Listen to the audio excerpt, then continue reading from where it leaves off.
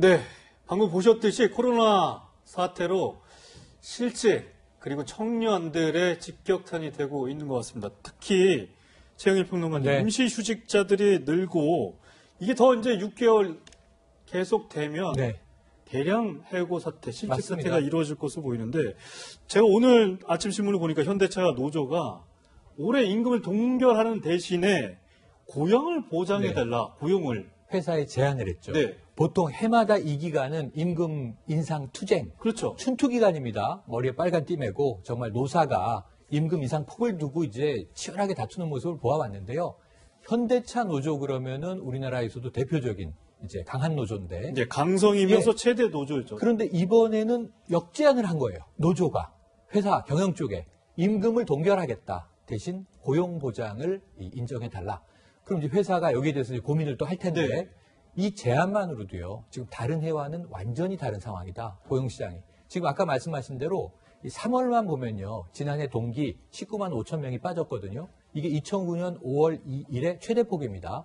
이거 계산에 따라서 점점 늘어나고 있죠. 아까 임시휴직자들은 100만 명을 넘었습니다.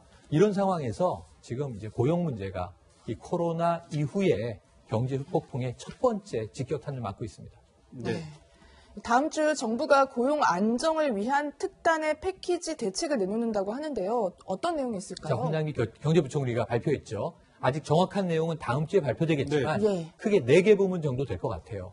아까 현대차 노조 얘기처럼 현재 고용을 어떻게 유지할 것이냐. 예. 네. 두 번째는 실업 대책을 어떻게 이제 지원할 것이냐. 세 번째는 긴급하게 일자리 창출을 어떻게 할 것이냐. 네 번째는 또 노동복지 사각지대가 있습니다. 이 사각지대에서 고통받는 사람들을 어떻게 정부가 지원해낼 것이냐 이 4가지인데 대표적으로 지금 특별 고용 지원 대책이라는 걸 정부가 내고 있는데 예. 네. 4개 업종에만 적용이 되고 있어요. 여행, 관광, 숙박, 음식.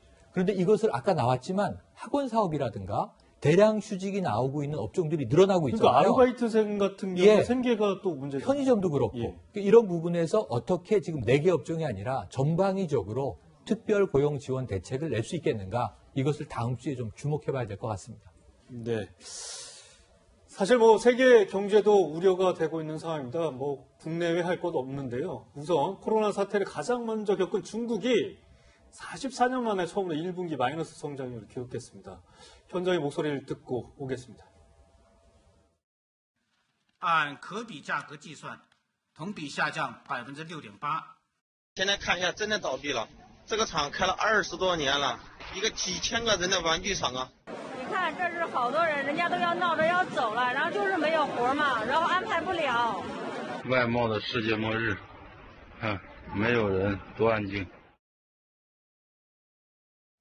네, 문화 대혁명이 끝난 1976년 이후 44년 만이라는데 코로나 이 질병은 이겨내더라도 경제적 후유증은 좀처럼 회복하기 힘든 거 아닌가 이런 생각이 듭니다. 최영일 평론가. 네, 지금 미국도 힘들어하는 상황인 것 같고 그럼 뭐 코로나를 이겨내더라도 경제가 무너지면 네. 이게 전반적으로 사회가 다시 회복하는데 오랜 시간이 걸리죠. 중국이 44년 만에 이건 충격적인 얘기입니다. 사실은 마오쩌둥 시절의 문화 대혁명 이후에 미국과 수교를 하거든요. 중국이 키신저가 가면서 핑퐁 외교가 시작되죠. 그리고 나서 중국은 경제는 문을 열어 젖히면서 네. 고속 성장을 해왔는데 지난해 6% 성장에 충격받았어요. 기대만큼 안 나온 거예요. 예. 근데 올해는 마이너스 성장이 성장률이 거의 나오죠. 확실해 보이고 예. 그럼 G2 축 중에 하나인 미국의 경우에도 지금 상당히 심각한 타격을 받고 있습니다. 네. 무려 이 실업급여 신청한 사람이 2,200만 명이 넘지 않습니까? 우리나라 경제활동 인구에 지금 준하는 사람이 미국에서는 실업이라는 겁니다. 예. 그럼 이 중국과 미국의 경제 여파는 어디로 갈까요?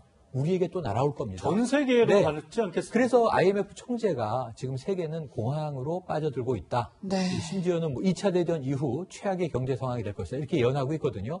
그러면서 지금 제가 보기에는 앞으로 언제 터널 끝인지 모르게 방역의 끝이 오겠지만 그 다음에는 바로 경제 터널로 이어질 것 같아서 우리는 아주 좀 철저한 방역을 지금 우리가 철저하게 한 것처럼 경제적인 수단도 필요해 보이는데 문제는 세계 경제가 침체되면 우리만 잘 될 방법은 없다는 거죠. 그렇죠. 어두운 상황입니다. 예. 사실 코로나19가 기존에 나왔던 다른 전염병과는 좀 다른 특징 때문에 설 교수님, 네. 이 사회적, 경제적 피해가 더 큰 것 같다 이렇게도 볼 수 있을까요? 그렇습니다. 이제 제일 위험한 바이러스가 인간에게 있어서 네. 바로 호흡기를 통해서 사람에서 사람으로 전파되는 것이거든요. 예. 거기에다가 치료제와 백신이 없을 때 제일 무서워지는 것이거든요. 그리고 저는 개인적으로 무증상 감염이라는 이 코로나19의 특성이 사태를 더 악화시킨 거 아닌가 그렇습니다. 이런 생각이 들더라고요. 방금 말씀드린 바로 그거하고 제가 말씀드린 이런 것들이 되면 어떻게 되느냐 하면은 사람과 사람의 만남 자체가 완전히 차단이 됩니다. 더 이상 할 수가 없어요. 그러니까 사람과 사람이 못 만나기 때문에 경제 활동이 지속이 될 수가 없는 거죠. 그렇기 때문에 이 바이러스 사태가 해결되기 전까지는 사람과 사람의 모임이 극히 제한되고 경제 활동이나 사회 활동을 할 수 없다고 하는 점에서 어려움이 있는 것이거든요. 거기에다가 제가 말씀드린 것처럼 치료제와 백신이 없기 때문에 사태는 더 악화된다는 거죠. 네. 그래서 이 문제가 해결되기 위해서는 사회적 거리두기를 통해서 우리가 상당한 수준으로 바이러스를 떨어뜨려야 정상으로 나아갈 수 있기 때문에 그런 점에서 굉장히 주의를 기울여야 되는 그런 근데 상황입니다. 설 교수님 제가 궁금한 거 이제 코로나19 바이러스를 우리 생활 주변에 아예 없앨 수는 없을 것 같아요. 그렇다면 일각에서는 코로나 바이러스하고 공존할 수 있는 생활, 방식 이런 것들을 고민해야 된다는 지적이 좀 나오기도 하더라고요. 그럴 수도 있는데요. 제일 중요한 것은 이 사회적 거리두기인데요. 많은 분들이 이렇게 생각하거든요. 네. 사회적 거리두기를 하면 바이러스와 공존하는가? 그게 아니거든요. 바이러스를 완전히 없앨 수가 있습니다. 없앨 수 있죠. 완전히 없앨 수가 예. 있어요.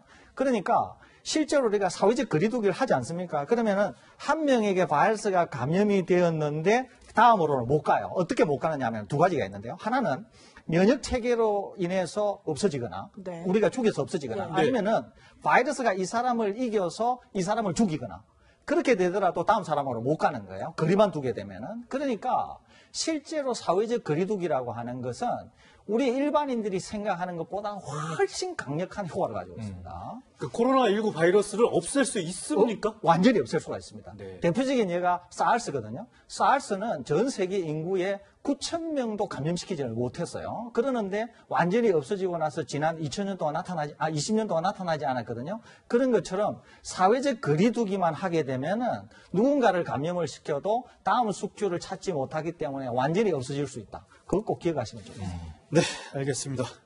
여기서 설대우 교수와는 인사드리겠습니다. 감사합니다.